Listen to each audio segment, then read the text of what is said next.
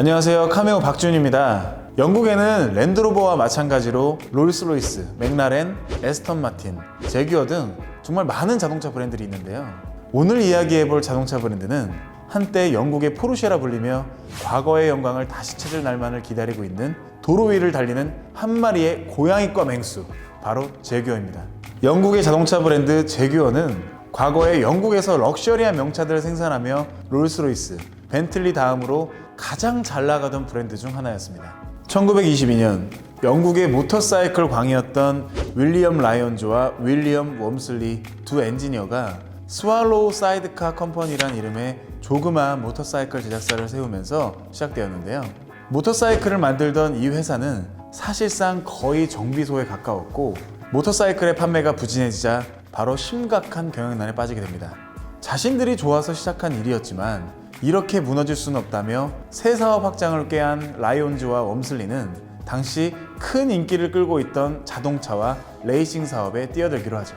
이들은 모터사이클 사이드카를 만들면서 익힌 노하우를 바탕으로 자동차 제작을 위해 당시 영국에서 국민차라 불리던 오스틴사의 오스틴 세븐을 구매해 이 모델을 기반으로 새로운 자동차 모델을 생산하게 되는데요. 1931년 그렇게 탄생한 모델이 바로 WS1입니다. WS501이니 WS501 생각나네. 이 모델은 런던 모터쇼에서 처음 선보이게 되는데요. 모노코크 셰시를 자동차에 적용했고 오스틴 세븐보다 세련된 디자인과 성능을 자랑했으며 거기에 더해 가격까지 저렴해 출시와 동시에 큰 인기를 몰이를 하면서 주문이 폭주하게 됩니다. WS501이 자꾸 생각나네 갑자기. WS1의 큰 성공 요인을 꼽자면 당시 럭셔리 수공 자동차 브랜드 벤틀리를 닮은 세련된 디자인에 가격은 불과 3분의 1이었기 때문이죠. WS1의 성공으로 라이온즈는 자동차 사업에 더욱 박차를 가하려고 하는데 이를 두고 웜슬리와 의견이 맞지 않아 결국엔 웜슬리가 회사를 떠나게 됩니다. 왜 떠났는지에 대한 내용이 참 궁금한데 당사자 둘이 나눈 밀담에 대해 자세히 확인해볼 방법은 없습니다.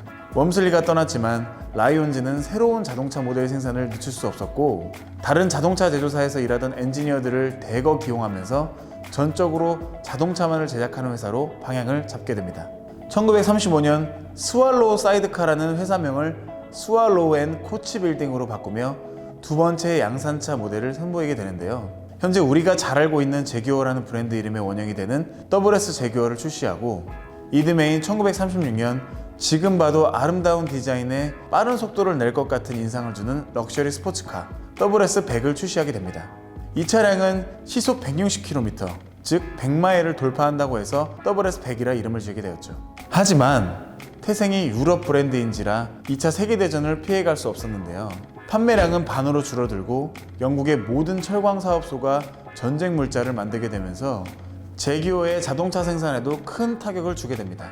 여기에 더해 1945년 전쟁이 끝난 후 영국 정부에서 스왈로우 사이드카의 이니셜인 SS가 나치 중에서도 가장 악명을 떨쳤던 친위부대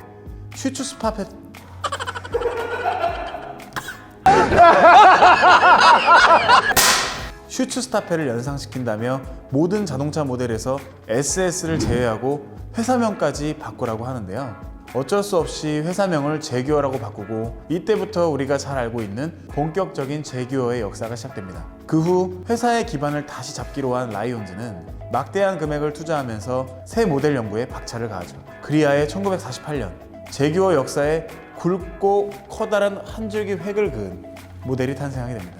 그 차가 바로 제규어 XK120인데요. 전쟁이 끝난 후부터 라이온즈가 직접 차량의 설계부터 디자인, 생산에 참여했고 최초로 수출까지 하게 된 모델입니다. 직렬 6기통 3400cc DOHC 엔진을 장착했고 220마력을 낼 수 있었으며 제로백은 무려 10초. 게다가 공기역학적 디자인으로 낼 수 있는 최고 속도는 무려 시속 220km였습니다.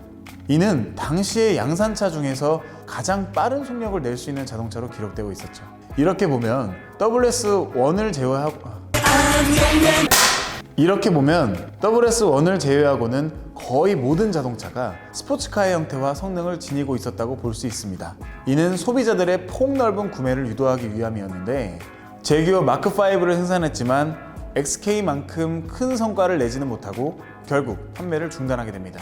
제규어는 XK 스포츠카를 기반으로 다양한 라인업을 줄지어 선보이는데요.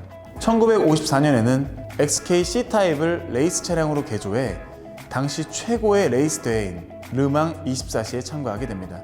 페라리, 포르쉐, 알파로메오 등 기라성 같은 자동차 브랜드들이 우승 트로피를 놓고 치열한 각축전을 벌이는 그 당시의 르망에 혜성처럼 등장한 제규어는 모두를 깜짝 놀라게 합니다. 압도적인 빠른 속도로 페라리와 포르쉐를 제치면서 점점 순위를 올리더니 레이스 막바지에는 페라리와 포르쉐와의 거리 차이를 엄청나게 벌리면서 참가하자마자 우승을 해버리게 되죠. 큰 충격에 빠진 레이스 관계자들과 팬들은 제규어가 우승한 건 순전히 우연이고 레이서의 컨디션이 좋지 않아 일어난 결과라고 했지만 제규어는 이를 비웃듯 1951년부터 53년까지 C타입으로 우승을 했고 1955년부터 1957년까지 D타입으로 3회 연속 우승 트로피를 차지하며 레이스계의 은빛 제규어라 불리게 됩니다. 1960년 제규어의 날개가 돋친 듯 양산차 판매와 레이스에서 큰 성공을 계속해서 거두자 제규어는 영국의 다임러를 인수하게 되는데요. 이 다임러는 벤츠와 합작한 다임러가 아닙니다. 다임러 인수 후에 제규어의 최고의 걸작이자 세계에서 가장 아름다운 차로 손꼽히는 자동차를 생산하게 됩니다. 제규어 XKE. 이 타입으로 불리는 이 차는 엄청난 예술품이라는 평을 받고 있는데요. 르망 24시에서 여러 번 우승한 노하우와 기술을 이 타입에 모두 적용했고 하나의 선을 이루는 듯한 디자인은 많은 사람에게 극찬을 받았습니다. 그뿐만 아니라 경쟁 모델이었던 페라리와 마세라티에 비교하면 반값도 안 되는 합리적인 가격으로 출품되어 엄청난 대박을 터뜨렸습니다. 이 타입은 1974년 생산이 중단될 때까지 총 72,500대나 팔렸고 현재까지도 클래식카 애호가들 사이에서 엄청난 금액으로 거래되고 있죠. 이렇게만 보면 제규어는 엄청나게 잘 나가는 브랜드였습니다. 1966년 제규어에게도 재정 위기가 닥쳐왔습니다. 당시 제규어는 프레스트 스틸이라는 회사에서 자동차 바디 셰시를 공급받고 있었는데요. 제규어를 눈독 들이고 있던 브리티시 모터스라는 회사가 이 프레스트 스틸을 인수해버리고 제규어에 공급되는 모든 자동차 셰시의 생산을 전면 중단합니다. 제규어를 자기네 산하 브랜드로 인수하려고 했던 계획이었죠. 한순간에 자동차 생산이 멈춰버린 제규어는 이로 인해 계약했던 고객들에게 구매 비용을 전부 환불해주면서 엄청난 경영난에 빠지게 됩니다. 1968년 우여곡절 끝에 리랜드라는 회사와 합병하여 브리티시 레일랜드로 바꾸게 됩니다. 하지만 이미 회사는 만신창이었고 이를 극복하기 위해 지금의 XJ의 전신이 된 모델 제규어 XJ6 살론을 출시하면서 재기를 꿈꾸지만 1972년 창업주인 라이온즈가 은퇴하면서 또다시 위기를 맞게 됩니다. 뱃사공이 많으면 배가 산으로 간다고 했던가요? 지도자가 없어진 경영진들은 회사 경영에 잦은 마찰을 일으켰고 자동차 생산을 오직 돈벌이를 위한 수단으로만 생각하게 됩니다. 이후 생산되는 자동차는 무분별한 원가 절감으로 인해 품질과 성능이 떨어져만 갔고 소비자들은 점점 제규어에게서 등을 돌리며 그간 제규어가 쌓아올린 명성과 신뢰는 한순간에 곤두박질 치게 되죠. 이후 이러저러한 문제로 고전하던 브리티시 레일랜드는 1984년 마거릿 대처 정부의 민영화 정책에 따라 다시 제규어 자동차 브랜드로 분리되면서 민영화되게 됩니다. 이 와중에 1985년 라이온즈가 사망하게 되고 1987년에 일어난 블랙 먼데이, 세계 주가 대폭락에 의해 경영 부진에 빠지게 되면서 1989년 포드에 합병되고 맙니다. 포드 산하에서 제규어는 신뢰성과 생산성 향상을 위해 포드의 자동차 플랫폼을 공유하며 새로운 자동차 생산을 위한 연구 개발에 착수하게 되는데요. 그렇게 포드 산하에서 처음 나온 차량이 S타입과 X타입입니다. 중형 모델 S타입은 링컨 LS의 후륜구동 플랫폼을 기반으로 생산됐고 X타입은 몬데오의 전륜구동 플랫폼을 기반으로 생산되었는데요. S타입은 1999년 올해의 상품에 선정되며 제규어의 재건을 도와준 효도 모델이 됩니다. 투박하고 각진 모양의 미국 차와는 다르게 둥글둥글하고 클래식한 디자인으로 미국인들에게 인기를 끌게 되었죠.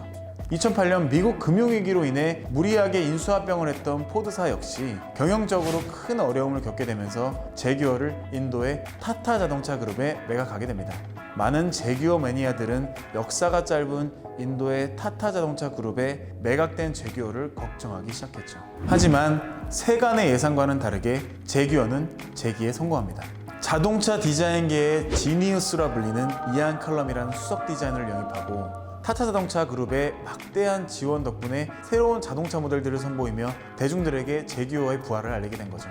먼저 이안 컬럼은 미래지향적이어야 하고 세련되었지만 절제미를 가진 정말 어렵지만 그런 제규어를 만들어야 한다며 기존의 클래식한 디자인을 버리고 최신의 기술과 트렌드에 맞춰 디자인과 대중성을 그려낸 XF를 출시합니다.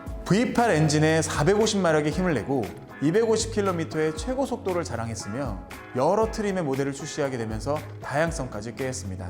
또한 경쟁사인 독일 3사로 불리는 벤츠, BMW, 아우디를 따라잡기 위해 기함급 세단이자 XJ6 때부터 전해 내려오는 XJ를 부활시키게 됩니다. 기함급 세단답게 럭셔리한 디자인과 고급스러운 승차감을 자랑하지만 여기에 더하여 스포티한 성능을 가지고 있어 운전의 재미까지 더했죠. 이에 만족하지 못했던 제규어는 그동안 역사 속에 잠들어 있던 스포츠카의 본능을 드러냅니다. 바로 F타입을 출시하면서 말이죠. 2013년 출시된 F타입은 과거 E타입이 부활했다며 과거 향수에 젖어 있었던 사람들에게 큰 인기를 끌게 되는데요. V6 3000cc 슈퍼차저에 최대 출력 380마력의 힘을 내고 최고 속도는 시속 275km까지 낼 수 있는 고성능 스포츠카이며 고급 세단만 만들며 대중적인 이미지로 굳어지던 제규어에게 화려했던 과거의 명성을 되찾게 해준 모델입니다. 자, 오늘은 제규어의 역사에 대해서 알아봤습니다. 다음 영상은 007 시리즈에서 제임스 본드카로 불리며 럭셔리 GT카를 만드는 또 다른 영국 브랜드에 대해서 알아보고자 하는데요. 다음 영상이 궁금하시다면 좋아요와 구독 꼭 눌러주세요. 다른 자동차 브랜드 역사가 궁금하시다면 옆에 보이는 영상을 클릭하시면 보실 수 있습니다. 감사합니다.